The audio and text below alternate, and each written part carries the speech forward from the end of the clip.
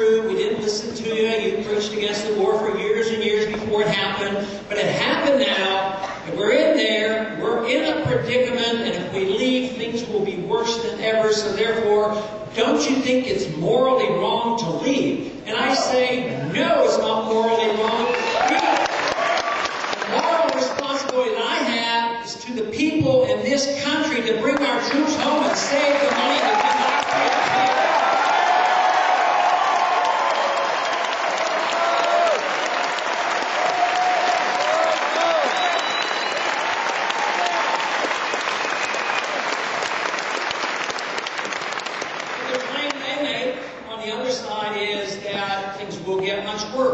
I said, who makes those claims?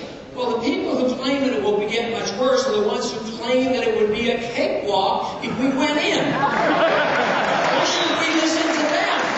No way! Listen to them. They've been wrong in everything they said. They said that oil would pay for it. What have we done? And we went in there to protect our oil? How did it become our oil? We went in there when oil was $27 a barrel. Now it's $84 a barrel. And they're only producing half as much as they used to. All that planning and agitation and fibbing or lying about what is happening doesn't hold water. So all we have to do, once again, we would not get ourselves into these messes if we just minded our own business.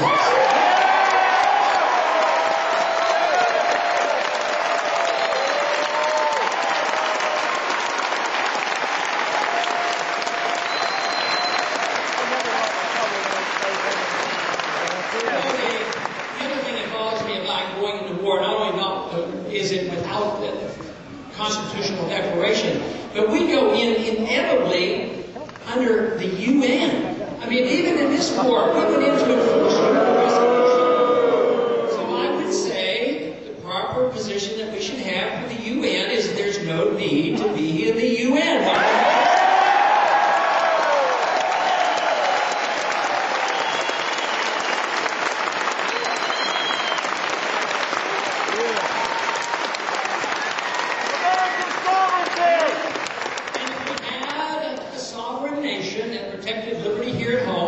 And yet traded with people and traveled and were friends with everybody, we still would not need the UN, the IMF, the World Bank, the WTO, the NAFTA, or NAFTA.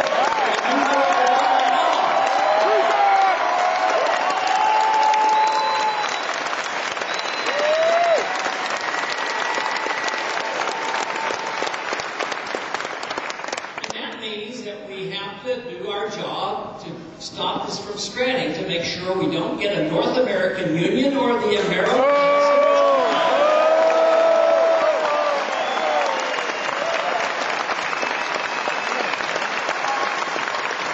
We complain a lot about what our government does that they should be doing, but what about the things that they don't do that they should do?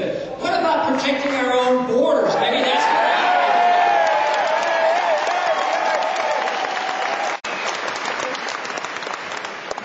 Today we have hundreds of border guards serving in Iraq. At the same time, of course, our borders are open. And it's a difficult problem to solve all that, but we should obey the law. That would be a starter. But we should also eliminate the incentives for individuals who want to come here to disobey the law.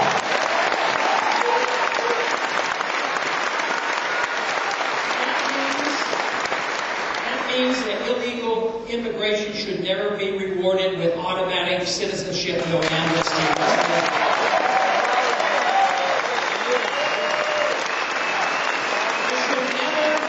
There should never be any federal mandates on the states to force the states to give free medical care and free education.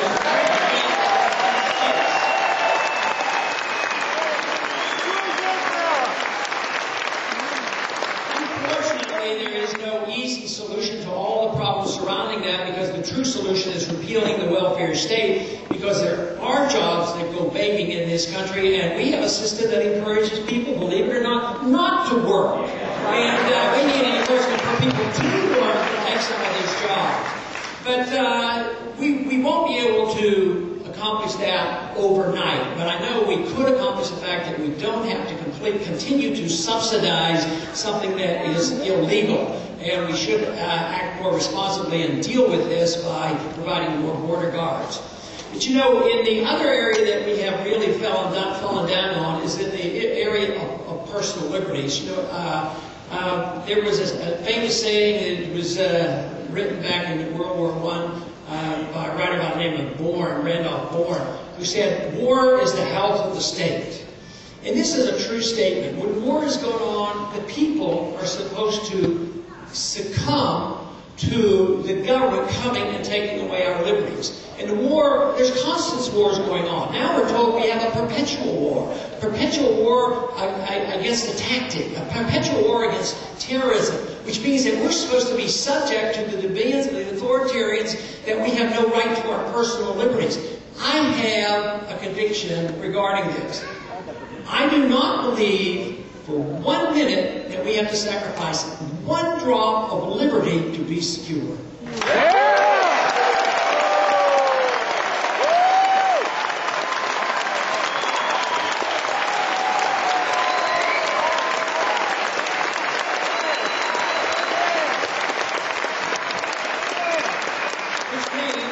Which means that we do not have to have warrantless searches. There we go.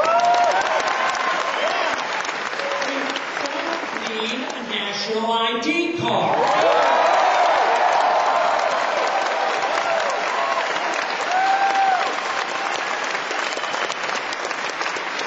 We don't need any secret prisons. We don't have to endorse the concept of torture. It's not necessary.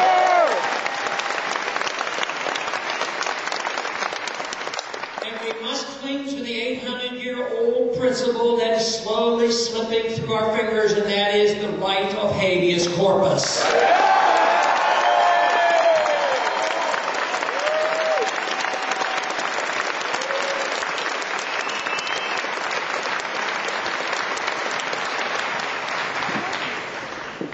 These principles are not difficult to understand.